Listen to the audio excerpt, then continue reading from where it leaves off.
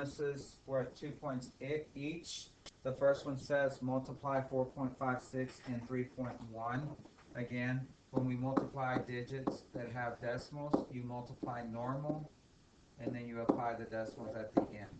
In this case, 6 times 1 is 6, 1 times 5 is 5, 1 times 4 is 4. Bring your 0 to hold its place value. 3 times 6 is 18, carry a 1. 15 plus 1 is 16, carry a 1. 12 plus 1 is 13. Okay, then you have a 6, 8, 9, 10, 11, 12, 13, carry a 1.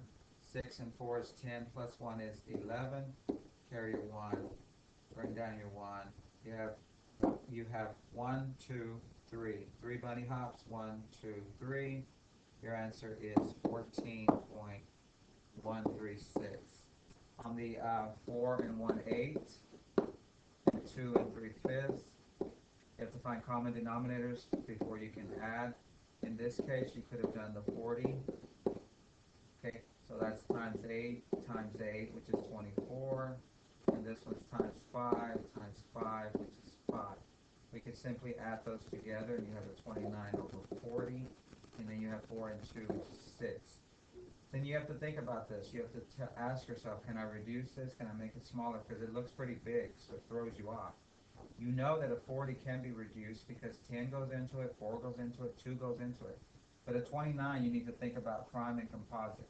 Does anything go into 2 that also goes into 9? And there's nothing. It's a prime number. Therefore, it does not get simplified at all. So your answer actually is, as written, 29 over 40.